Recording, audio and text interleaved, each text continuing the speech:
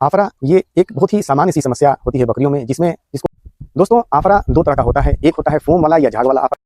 दोस्तों जब हम अनाज को महीन बारीक पीस कर जब खिलाते हैं तो गैस के प्रेशर की वजह से वो उसका प्रेशर उसके लंग्स के ऊपर होता है और फिर जानवर को सांस लेने में दिक्कत आती है। आफरा के क्या लक्षण होंगे, कैसे पता चलेगा आपको कि आफरा हो गया है? तो उसमें कुछ लक्षण जो मैं अभी आगे बता रहा हूँ।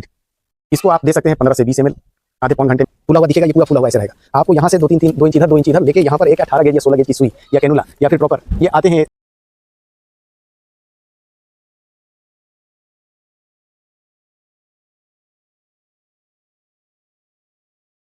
भूमि, पूंजी, साहस और धैर्य के साथ वैज्ञानिक रूप से अगर कोई बकरी पालन कर रहा है तो उसको कामयाब होने से कोई नहीं रोक सकता। स्वागत है दोस्तों मालवा गोट फार्म, दतौदा जिला, इंदौर, मध्य प्रदेश में। मैं मोहम्मद शाहिद हुसैन।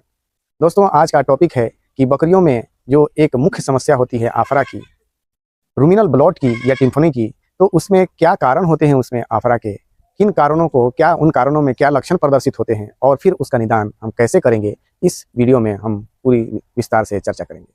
दोस्तों आफरा ये एक बहुत ही सामान्य सी समस्या होती है बकरियों में, जिसको मुख्य रूप से अगर हम देखें तो कह सकते हैं कि बकरी का पेट फूलना।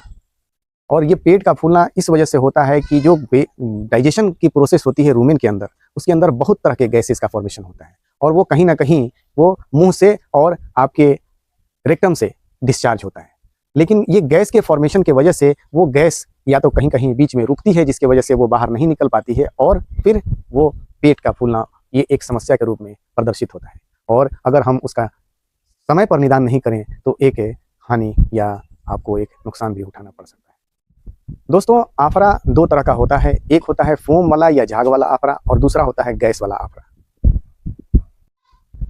फोम वाला या झाग वाला आफरा, इसमें गैस जो होती है वो फोम के फॉर्म में या झाग के शक्ल में अंदर ही इकट्ठा हो जाती है और वो बाहर नहीं निकल पाती है और जिसके कारण से उनका पेट फूलना शुरू होता है। इसके कई कारण होते हैं, जिसमें एक ये कारण ये है कि आदमी उसको या तो दलहनी चारा ज़्यादा खिला देता है या फिर लेगुमिनस फीड जिसमें बरसीम है या फिर अल्फा अल्फा रजका है, इसको अगर ज़्यादा खा लेती है जब जानवर, तो उसमें इस तरह की समस्या उत्पन्न होती है और वो ब्लॉट की समस्या से परेशान होता है।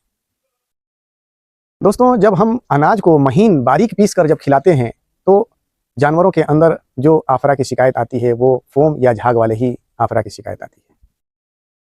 दोस्तों एक बात बताता चलूं कि मालवा गोट फार्म के तत्वावधान में 5 दिवसीय वैज्ञानिक एवं व्यावसायिक बकरी पालन का ट्रेनिंग प्रारंभ हो चुका है और जिसकी अगली तारीख 12 फरवरी से 16 फरवरी के बीच तय की गई है।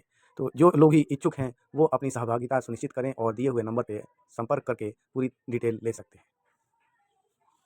दोस्तों इस ट्रेनिंग के दौरान आपको बकरी पालन के वो सब अहम गुण बताए जाएंगे जो कि एक बकरी पालक के पास होने चाहिए, जैसे कि ब्रीड के सिलेक्शन के बाद आपका शेड कंस्ट्रक्शन, ओरिएंटेशन, उसके बाद feed management, fodder management, hygiene management, health management, vaccination और उसके बाद एस्ट्रस इंडक्शन के बाद सीमेन कलेक्शन और सीमेन कलेक्शन के बाद डाइल्यूशन और डाइल्यूशन के बाद फिर आप उसको फ्रेश सीमेन से आप एआई कैसे करेंगे और फ्रोजन सीमेन से एआई कैसे करेंगे, ये सारी जानकारी आपको इस ट्रेनिंग के माध्यम से दी जाएगी।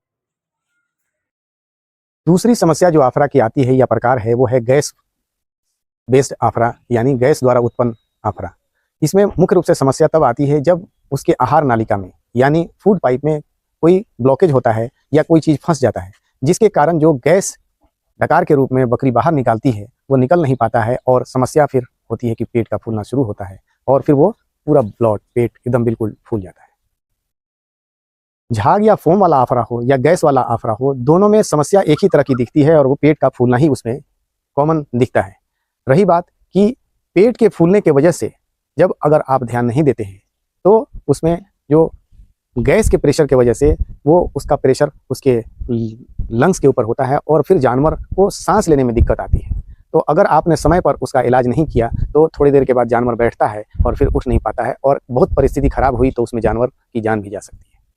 आफरा के क्या लक्षण होंगे, कैसे पता चलेगा आपको कि आफरा हो गया है? तो उसमें कुछ लक्षण जो मैं अभी आगे बताने जा रहा हूँ, जिसमें आप देखेंगे कि उसका खाना पीना बंद हो जाएगा, वो अपने आप को झुंड से अलग कर लेगी। तीसरा कि उसका बाएं तरफ का पेट ज़्यादा फूला हुआ नजर आएगा। अगर आप उसको इस तरह से बजाने की कोशिश करेंगे तो वो ढोलक की तरह आवाज़, बिल्कुल आपको अंदर लगेगा कि ये एकदम बिल्कुल हॉलोनेस है, भरा खाली गैस भरा हुआ है और ढोलक की तरह आवाज़ आएगी ढप ढप की। चौथा कि जानवर सांस लेने में उसको दिक्कत होती है। उसके बाद वो हार्ट बीट उसका बढ़ जाता है, मुंह से सांस लेने की कोशिश करता है और जब समस्या गंभीर होती है तो वो जानवर फिर बैठ जाता है या लेट जाता है।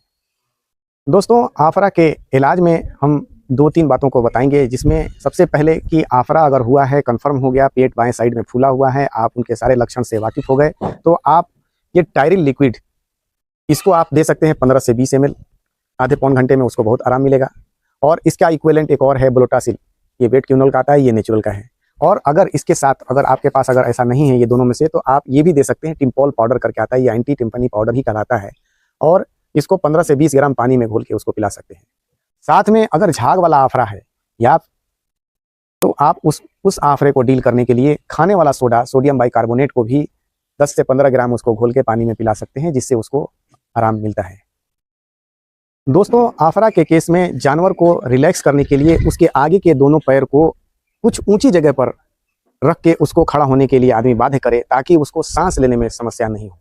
दूसरा कि उसके मुंह से जो फूड पाइप है उसके माध्यम से उसके पेट में एक नली डाल के उसके अंदर की जो गैस है उसको भी निकाला जा सकता है, लेकिन यह चिकित्सक के निगरानी में ही हो या चिकित्सक ही करें तो ज़्यादा बेहतर है। दोस्तों, आखिरी पॉइंट जो कि बकरी के आफरा होने में आखिरी बार जब उसका पेट एकदम फूला जा रहा है और आप लग रहा है कि अब इसका पेट बर्स्ट करेगा, तो ऐसी स्थिति में आप इस बकरी को आप देखिए, ये बकरी की पोजीशन, ये नॉर्मल पोस्चर में ये बकरी है, इसको आफरा नहीं है, लेकिन बताने के लिए कि ये इस तरह से उसका पेट है, दाहिने साइड नहीं बाएं साइड, ये फूला हुआ देखिएगा। ये तो खाना खाने के बाद फूला हुआ है, लेकिन आपको ये देखना है कि यहाँ पर ऐसे बजाएंगे ढप ढप बजेगा और ये पूरा ऐसे बिल्कुल एकदम बिल्कुल ढोलक की तरह आवाज़ आएगी। तो आप ये देखिए, ये हड्डी है, यहाँ इस तरह की 2 हड्डियाँ हैं, यहाँ पर भी हड्डी है, ये हड्डी है, ये यहाँ पर फूला हुआ दिखेगा, ये पूरा फूला हुआ ऐसे रहेगा।